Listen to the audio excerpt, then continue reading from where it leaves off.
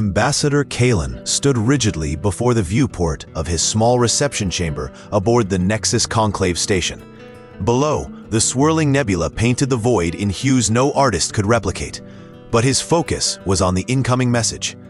It wasn't an invitation, not exactly, more a summons, couched in polite but condescending terms.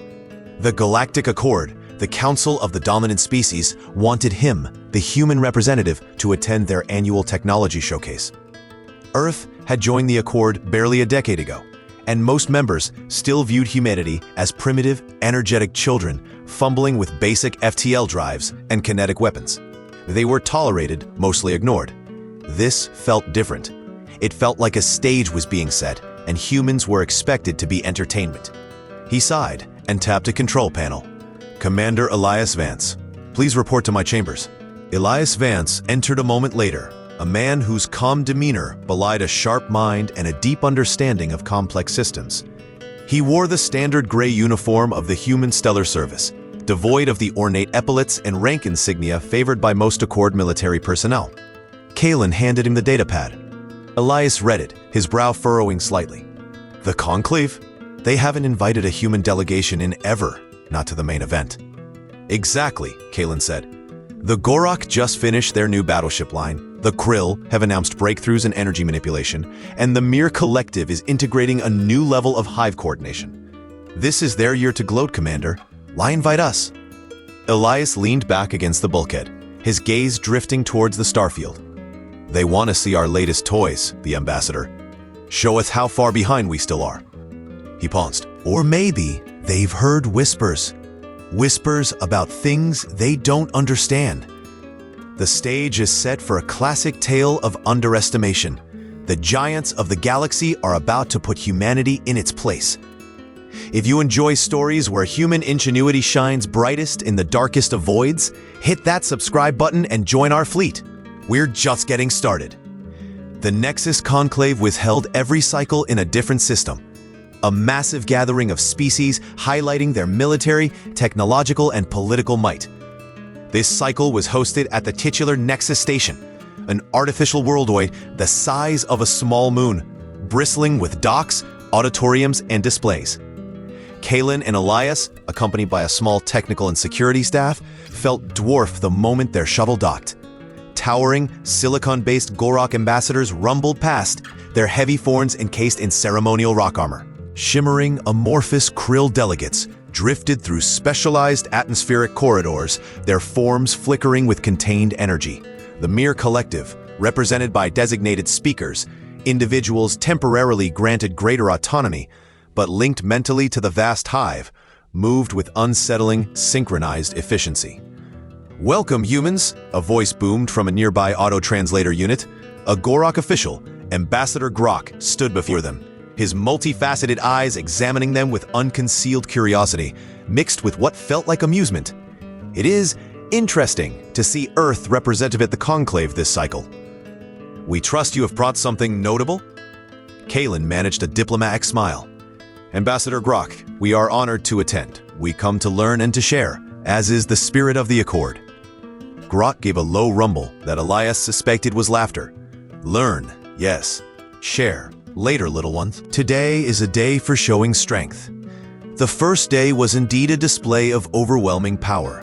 The Gorok highlighted a formation of their new Stonebreaker dreadnoughts, each one a mobile fortress capable of glassing a planet. They performed slow, deliberate maneuvers that emphasized their sheer mass and firepower. The ground shook slightly within the conclave auditoriums as simulated weapon fire echoed through the sound systems. The crowd, thousands of beings from hundreds of species, roared its approval. Next, the Krill demonstrated their mastery of pure energy. Crystalline constructs, phases of solidified light, danced above the Nexus, weaving intricate patterns and lancing out beams that dissolved asteroid fragments into glittering dust. Their ships, elegant and ethereal, seemed to ignore the laws of physics, phasing through solid objects and reappearing instantly. The audience watched in hushed awe. The Mir Collective followed, their display a demonstration of horrifying coordination. Thousands of sleek insectile drones swarmed the space around the station, moving as a single entity. They could converge in a split second to focus on fire or disperse just as quickly, presenting an impossible number of targets. Their carriers, vast organic-looking vessels, pulsed with shared consciousness. Alien military leaders exchanged respectful nods. Other species displayed their unique capabilities, the Ungar showing off their temporal distortion fields, the Xylians their regenerative hulls, the Felinoid Cathar their lightning-fast interceptors. Elias sat beside Kalen in the human delegation's assigned section, quietly observing, taking notes on his datapad. He felt the weight of thousands of alien eyes on them, expecting a reaction. Fear, awe, certainly. But Elias showed nothing but focused attention. During a recess, Ambassador Grok approached their section. Impressive, were they not, human? Our fleets command the stars. Our technology defines age. Are you intimidated? Elias met the Gorok's gaze evenly. They are certainly powerful displays, Ambassador. You have invested heavily in size and force. Grok chuckled, a sound like grinding stone. And you, Commander, what have the humans brought to show us tomorrow? More of your simple projectile weapons? A slightly faster freighter? Kalen tensed, ready to offer a diplomatic platitude, but Elias spoke first. Ambassador, we have brought something different. Something that operates outside the conventional. It is, in fact, already here. Grok's multifaceted eyes narrowed. Already here? We have detected no significant human vessels near the conclave beyond your shuttle and supply transport. Elias offered a small, enigmatic smile. Exactly. It is already here. Chills, the moment the tables begin to turn. What do you think humanity has hidden up its sleeve? Let us know your theories in the comments below. And if you're enjoying this sudden shift of power, show your support with a thumb up. That night, Elias and Kalen stood on a high observation deck of the Nexus station. Below them, the assembled alien fleets hung like predatory jewels in the void. The heavy bulk of Gorok dreadnoughts, the sparkling elegance of Krill cruisers, the silent, menacing organic shapes of mere carriers. Elias tapped a small device on his wrist. Captain Rostova, are the anchors stable? Captain Ava Rostova's voice was a whisper in his private comm, untranslatable by alien devices. All 12 phase anchors report nominal, Commander. The primary network is linked and cycling. We've maintained minimal phase coherence for maximum stealth. Ready to shift on your signal. And the frigates, Elias asked. Stealth fields holding 99%, linked to the network. Dr. Thorne confirms all tactical analysis data is uploaded and accessible. We are ghosts amongst them, the commander. They have no idea. Elias looked out at the vast alien armada, quiet confidence settling over him. Excellent. Tomorrow, we show them what happens when you try to punch a ghost. The next morning, the main conclave auditorium was even more crowded. Anticipation crackled in the air. The other delegates were curious, hoping for a good laugh at humanity's expense. Ambassador Grok stood at the speaker's podium. Today, the Accord welcomes the newest members to highlight their progress, the humans of Earth. He stepped aside, a smirk playing on his rocky features. Elias and Kalen walked to the podium, the silence heavy with expectation. Distinguished delegates, Kalen began, his voice steady despite the pressure. For too long, humanity has been seen as a young species, struggling to find its place among the stars. We have observed, we have learned, and we have innovated. Elias stepped forward. Yesterday, you showed us the power of mass, the elegance of energy, the coordination of numbers. These are impressive achievements built on centuries of conventional warfare doctrine. But humanity, in its relatively short time among you, has been forced to think differently, to look for advantages not in brute force, but in understanding the fabric of reality itself. He paused, letting the words hang in the air. Grok shifted impatiently. Get on with it, human. Show us your innovation. As I said yesterday, Ambassador, Elias replied, his voice calm, what we wish to demonstrate is already here. It has been observed this conclave since the first ships arrived. It has seen your power, yes, but it has also seen other things. Things you may not have wanted us to see. Confusion rippled through the audience. What deception is this? A Krill delegate's voice resonated through the hall. Our sensors would detect any hidden fleet. The truth bomb has dropped, and humanity has called out to the giants.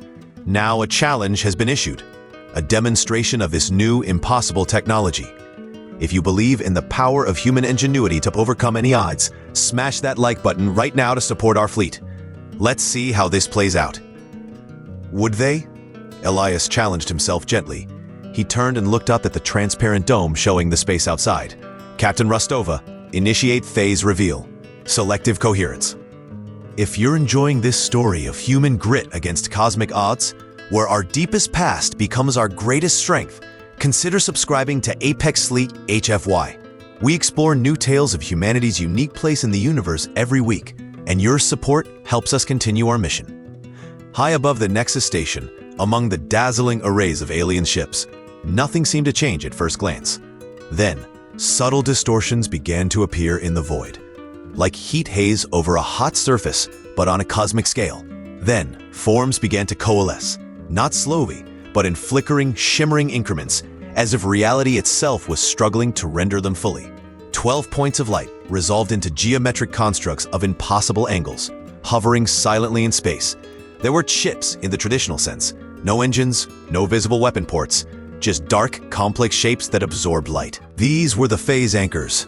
The anchors hung in a precise formation, a web subtly enmeshing the entire assembly of alien fleets. And as the delegates stared transfixed, the distortions around the anchor network intensified, briefly revealing other shapes, sleek, agile frigates, dozens of them, darting between Gorok dreadnoughts and orbiting Krill cruisers, completely unseen until that very moment. The conclave erupted. Shouts of disbelief, anger, and fear echoed through the hall. Alarms blared on military datapads. Impossible. They were invisible. How dare they?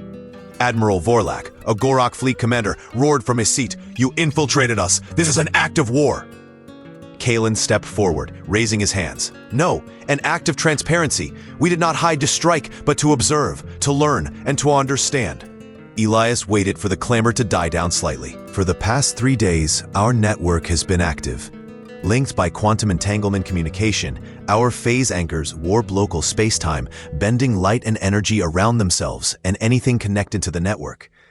Your sensors, designed to detect conventional signatures, simply pass through us.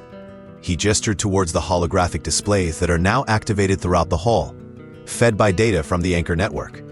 The screens showed detailed schematics of alien ships, highlighting structural weaknesses, energy conduit layouts, command bridge locations, even blind spots in shield coverage.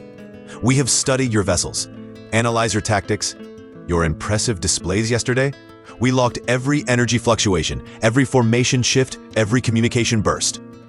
The delegates stared at the data on the screens, their own ships laid bare, their secrets revealed. A Mer speaker clicked its mandibles in agitation. You spied on us. This is a violation of Accord neutrality. We observed a convention, Elias corrected calmly. We also observed other things happening concurrently with this gathering. The holographic displays shifted, showing encrypted communications logs, trade manifests, patrol routes. We logged distress signals from colonies reporting pirate raids that official Accord patrols were too distant to respond to. We detected shipments of illegal phase disruptor weapons being trafficked through secure space lanes. We monitored internal communications detailing plans for resource exploitation of species deemed less advanced, species like humanity. He let that sink in. Grok and Vorlak shifted uncomfortably. The Mer speakers exchanged silent, frantic thoughts within their hive mind. The Krill shimmered with indignant energy. Lies, Vorlak roared. Propaganda. Proof is attached, Elias said, gesturing to the displays. Time-stamped, encrypted, cross-referenced. Our network saw and heard everything. He paused, his expression hardening slightly. Including the communications between certain parties here, planning how to divide human territory once our defenses were deemed insufficient. This conclave was not just a show of strength for some of you. It was cover for strategic repositioning. The hall was silent, save for the low hum of the station systems and the agitated whispers that now filled the air. Elias had laid bare not just technological superiority, but inconvenient truths about the Accord itself. So, Grok finally said, his voice heavy, you reveal this network. To what end? To make demands? To declare war? Neither, Elias replied. To demonstrate a capability and to propose a solution. We could have struck, disabled your fleets while they floated here, vulnerable and unaware. We could have demanded resources, territory, subservience. That is the old way. Humanity seeks a new way. He turned back to the viewport, the revealed phase anchors now shimmering slightly more brightly, their presence undeniable. Admiral Vorlak, Elias called out across the silent hall. You boasted of your fleet's invincibility. We propose a demonstration. Your combined might arrayed against our network. Non-lethal engagement. If you can disable a single phase anchor, or a single one of our visible frigates, you win. If our network can neutralize your demonstration fleet without firing a single destructive shot, the Accord listens to our proposal. Vorlak stared at the human, his rocky face, a mask of fury and disbelief. One network against our fleets? Are you insane? Confident, Admiral, Elias corrected. Confident in our analysis and confident in our design. Space around the Nexus Conclave Station became a stage for an unprecedented display. The assembled fleets of the Gorok, Krill, Mur, and others who accepted the challenge moved into designated demonstration zones. 20 of the most powerful capital ships, Gorok dreadnoughts, Krill energy cruisers, Mur command vessels, Gar temporal disruptors, formed a battle line, their weapon ports glowing with readiness. Against them, the 12 phase anchors hung silently, geometric and alien, linked by shimmering lines visible only to specialized sensors, and the previously unseen human stealth frigates, perhaps 30 of them, phased into a partial visibility state, sleek dark shapes darting around the massive alien vessels like predatory fish around whales. On the bridge of the lead stealth frigate, the ISS Horizon, Captain Ava Rostova watched the alien formations on her main screen. Targeting solutions locked on vulnerable systems as per Dr. Thorne's analysis. Phase disruptor pulse cannons charged to non-lethal levels. Chrono disruptor fields ready. Dr. Eris Thorne, the lead xenotechnician, monitored data streams from the entire human network. Anchor network is stable. Quantum communications flow is instantaneous. Every frigate, every anchor, operating as a single consciousness. Commander Elias Vance's voice came over the comms from the Conclave Station. Commence demonstration. Show them the power of coordination, analysis, and phase dynamics. No destruction, only rendered inert. Admiral Vorlak's voice, a rumble of challenge, echoed through the tactical channels. Begin bombardment. Crush the human anchors. The alien fleet, open fire. Lances of Krill energy, heavy Gorok kinetic slugs, swarms of Mir seeker drones, and Gar temporal distortions converged on the nearest phase anchors. Human constructs didn't evade in the traditional sense. Instead, they flickered, their forms momentarily blurring as they adjusted their phase state. Some energy beams seemed to pass through them. Others struck and were absorbed, or subtly redirected into harmless fight shows. Kinetic rounds warped around their forms, missing entirely or glancing off at impossible angles. The anchors didn't have shields, they simply weren't fully present in the same reality as the incoming fire. Minimal energy bleed on Anchor 4, Dr. Thorne reported calmly. Phase coherence holding strong, initiating localized chrono disruptor field on Gorok dreadnought Ironhide. A subtle distortion rippled out from Anchor 4 towards the designated Gorok vessel. It wasn't a weapon blast, more like a wave of temporal instability. The Ironhide shuddered. Lights flickered on its hull. Its weapon ports powered down. Its engines died. It wasn't damaged. It was frozen inert, caught in a bubble of space-time where processes slowed to a crawl. Simultaneously, the human stealth frigate struck. Using the phase anchor network for instantaneous targeting data and spatial positioning, they phased through alien shield harmonics or appeared in blind spots for fractions of a second. They didn't fire energy beams or launch missiles. Their weapons were different. Focused phase disruptor pulses that overloaded alien shield generators without detonating them. Precisely aimed kinetic darts that punched through specific analyzed weak points to shut down power conduits without breaching the hull. Or localized temporal fields that scrambled targeting computers and engine sequencing. A Krill cruiser attempting to target a nearby frigate found its energy weapons suddenly firing backwards, their own shield frequencies inverted by a phase pulse from a human ship it couldn't see. A Mur command vessel attempting to swarm a phase anchor had its organic communication nodes bombarded with targeted chronopulses, causing the entire swarm network to collapse into individual, non-responsive drones. "My swarm inert," reported a voice on the horizon bridge. "Krill cruiser offline. Engar temporal field emitter neutralized." It wasn't a chaotic battle, but a systematic dismantling. The human frigates weren't slugging it out. They were surgical instruments, guided by the omnipresent invisible network, exploiting weaknesses the aliens didn't know they had, hitting systems the aliens thought were invulnerable, and doing it all while being frustratingly difficult to target. Admiral Vorlak roared in frustration as another Gorak dreadnought succumbed to a chrono-disruptor field. "Target the frigates, they are vulnerable." But targeting them was the problem. They flickered, they phased, they were guided by a network that anticipated every move. When an alien ship finally managed to lock onto a human frigate, the frigate would simply not be there anymore, having shifted phase or repositioned based on instantaneous data from the anchors. Within an hour, the demonstration was over. All 20 alien capital ships hung inert in space, their systems offline, their weapons silent. Not a single hull breach, not a single loss of life. They were simply defeated. Against the 12 phase anchors still shimmering silently, and the 30-odd human frigates now phasing back into partial invisibility around the disabled fleet. And that is how you win a war without firing a single lethal shot. A complete and total victory using strategy, intelligence, and a whole new kind of power. That was a humanity heck yeah moment if I've ever seen one.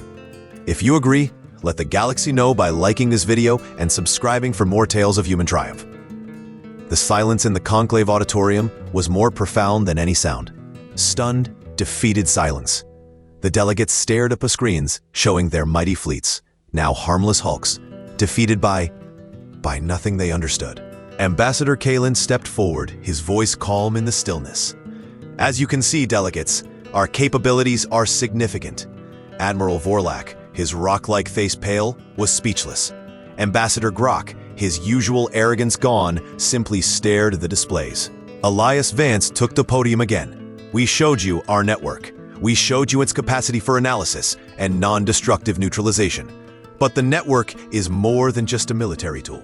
It is an infrastructure, a web capable of instantaneous quantum communication across vast distances, a platform for localized reality manipulation, a foundation for galactic stability." He activated a new set of holographic displays. This time, they showed proposed projects. Star lanes protected by localized phase shifts that collapsed hyperspace for pirates but allowed authorized traffic. Automated search and rescue nodes powered by the Anchor network, capable of locating and stabilizing crippled ships anywhere in Accord space. Secure, untraceable communication channels for diplomacy and trade. Detection arrays capable of identifying illegal weapon signatures or verifying resource extraction compliance. "We revealed our observation data not to accuse, but to illustrate a problem," Elias continued. "The Accord, for all its power, has blind spots, areas where criminals operate, where exploitation occurs, where crises go unanswered. Your focus has been on defending each other. Our network is designed to defend the whole." He looked out at the faces of the delegates, the shocked Gorak, the bewildered Krill, the agitated Mur, the curious Nagar. "We propose a galactic stability accord, an alliance not of shared fear, but of shared responsibility. We offer to share the core principles of our phase anchor and quantum network technology to help build a galaxy-wide infrastructure for peace and security. An infrastructure that no single species can dominate, but that benefits every species within the accord." A Krill delegate, shimmering with intense curiosity, projected its voice. "Share? Your ultimate advantage? Why?" "Because true security comes not from holding power over others," Elias said, echoing a human philosophical principle, "but from ensuring stability for others. A stable galaxy is a secure galaxy for humanity. And because," he added, a rare, genuine smile touching his lips, "it's boring being the only kids on the block with the cool toys. We want partners to build bigger, better things with." The Mur speakers conversed silently for a long moment. Finally, one projected. "The collective perceives the logic. Stability benefits the hive.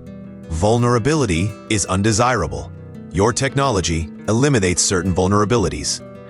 Ambassador Glock cleared his rocky throat. "To share such power, it is unprecedented. Isn't that a reason not to do it? Kalen gently prodded. The galaxy is vast. There is room for everyone to contribute, to be safe, to prosper. Humanity has shown you what we can do. Not to threaten, but to invite. Negotiations began that day, cautious at first, then growing in earnestness as the implications of the human offer sank in. The data they had collected, the capability they had demonstrated, and the willingness to share the foundation of that power proved to be a potent combination. Sharing the technology was complex, requiring unprecedented levels of cooperation and trust. Human engineers worked alongside Gorok metallurgists. Krill energy specialists collaborated with human quantum physicists. Mere collective coordination experts integrated with human network architects. 6 cycles later, the first joint patrol fleet of the new Galactic Stability Accord launched. It comprised vessels from over 20 species, linked by a nascent Accord-wide phase anchor network. Human stealth frigates, redesigned with Krill energy conduits and Gorok structural reinforcement, flew alongside mere swarm tenders adapted to deploy Accord search and rescue drones. The command ship, a massive newly built vessel, wasn't Gorok or Krill or Mir. It was an Accord vessel crewed by a mixed species complement, its heart a human-designed quantum core, its hull protected by adaptive phase armor. Ambassador Kalen and Commander Elias Vance watched the fleet depart from the same viewport on the Nexus station. The void was still beautiful, but now it felt less like a dark, dangerous place and more like a shared frontier. They called us children, Kalen mused. Children who built a better playground. Elias replied, a quiet satisfaction in his voice. The galaxy was still vast, still holding dangers and mysteries. But now, humanity wasn't just a small species fumbling in the dark. They were the architects of a new dawn, the quiet engineers of galactic peace. From overlooked newcomers to the architects of galactic peace. That is the power of a human spirit. Our journey through the cosmos is just beginning, and there are countless more stories of our ingenuity and resilience to tell. To ensure you don't miss a single one, make sure you are subscribed to the channel and have notifications turned on. Thank you for joining us on this adventure, and we'll see you in the next episode.